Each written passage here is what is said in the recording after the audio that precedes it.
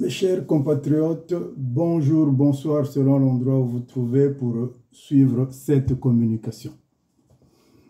Ma communication d'aujourd'hui s'intitule « Quand le théâtre de la diaspora militante se trouve dans l'impasse ».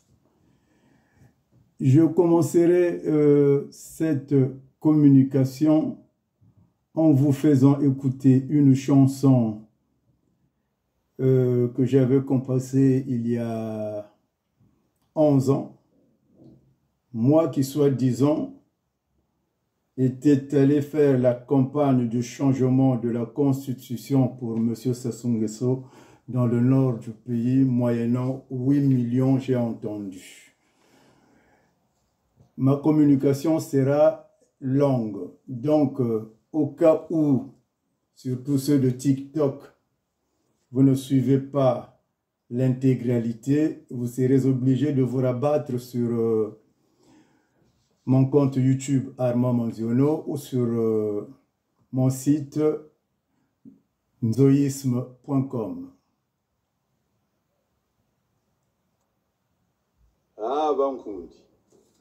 Écoutons la chanson qui m'avait permis de faire la campagne de changement de la Constitution.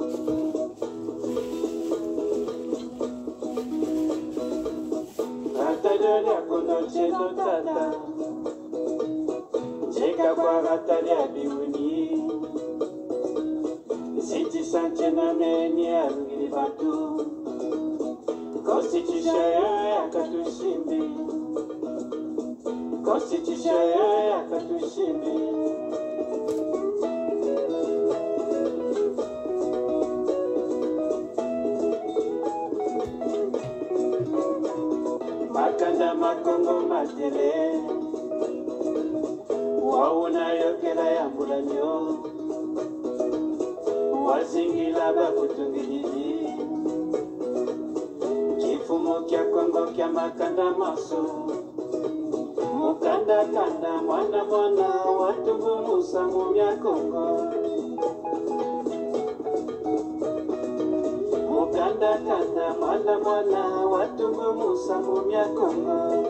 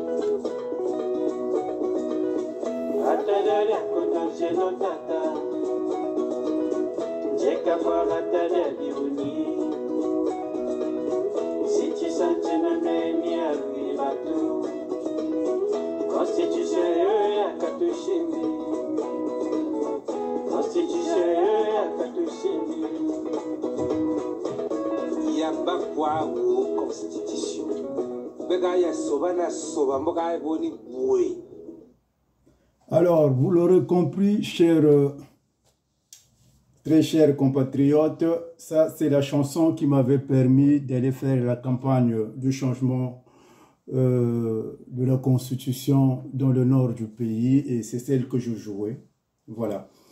Ceci dit, on ne va pas s'attarder sur des niaiseries, sur des gens qui viennent déverser du mensonge, des propos qui ne pourront jamais tenir parce que Celui qui cherchera à me combattre doit être dans la vérité.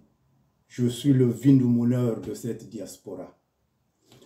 Rentrons dans le vif. Quand le théâtre de la diaspora militante se retrouve dans l'impasse, avec le temps, tout finit par se savoir, les mensonges les plus cachés, les raisons les plus évidentes et les gens les plus faux et les personnages les plus farfelus.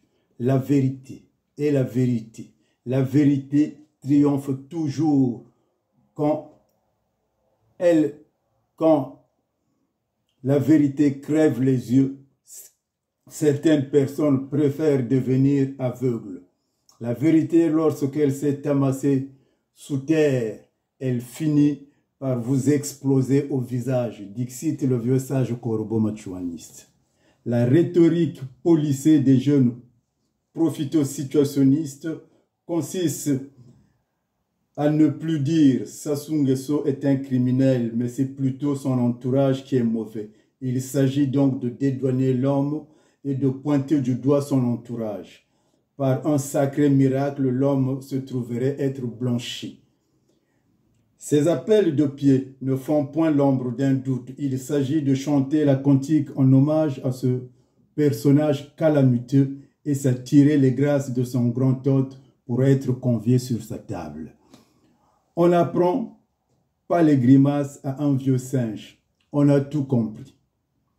Pour pousser le ridicule plus loin, ils disent « Ntumi est un mal nécessaire pour le poule, nous ne le livrerons pas. » Diantre, mais c'est quoi cette comédie? Même s'il n'y a que les imbéciles qui ne changent pas d'avis, pas jusqu'à ce point. Où va-t-on? C'est quoi cette tambouille? De qui se moque-t-on? Et comme ça, vous voulez qu'on vous regarde, mon œil. Ne prenez pas la vessie pour de la lanterne.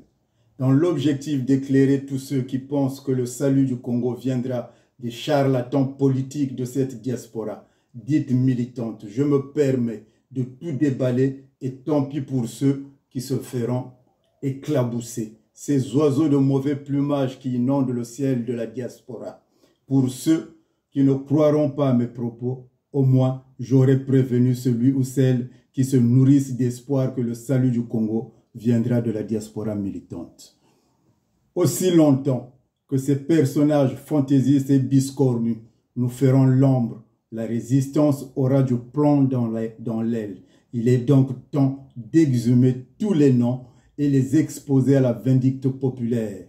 Tout commence avec l'héritage que revendique Antoine Kioulou des Assises de Rouen en 2005, où apparut pour la première fois l'énigmatique pasteur Dominique Nkunku.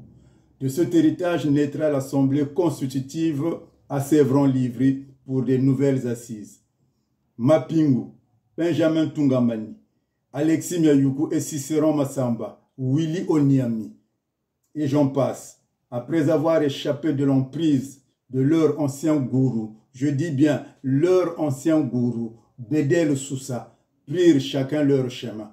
Nombreux allèrent trouver consolation dans la nouvelle citadelle d'Antoine Page-Kioulou. Mais, par l'ingratitude du caïman, ces bot people vont laisser tomber Antoine Kioulou, l'initiateur du rassemblement qui ne figurera même pas dans le bureau. Comble de malheur. Et Magloire Ndoba, en errance politique depuis son exil de la Suède, par l'odeur alléchée, fera son entrée de façon frénétique comme pour se venger d'un passé calamiteux auprès de Pascal Lissouba.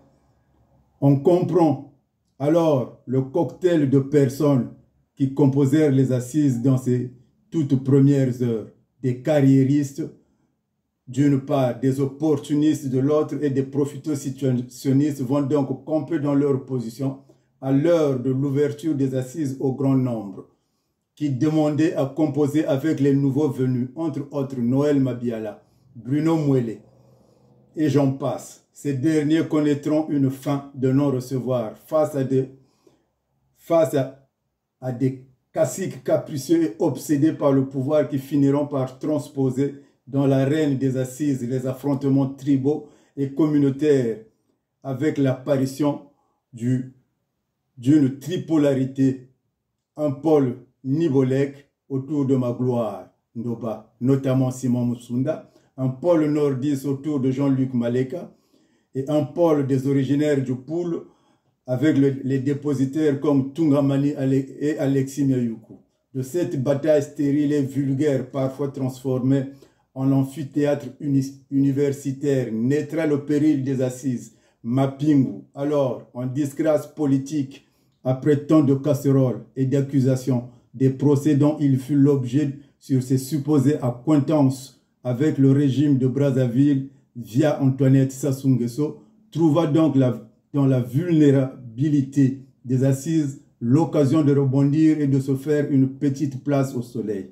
Dans la cosmogonie faite par Marc Mapingi dans les rangs des assises figurait donc une pléiade de jeunes troubadours tels que Faye Monama et consorts.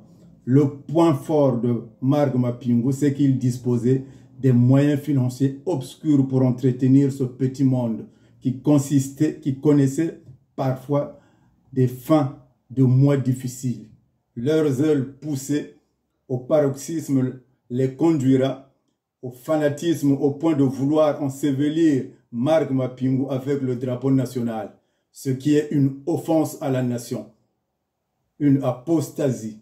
Quels sont les services qu'a rendu Marc Mapingu à la nation?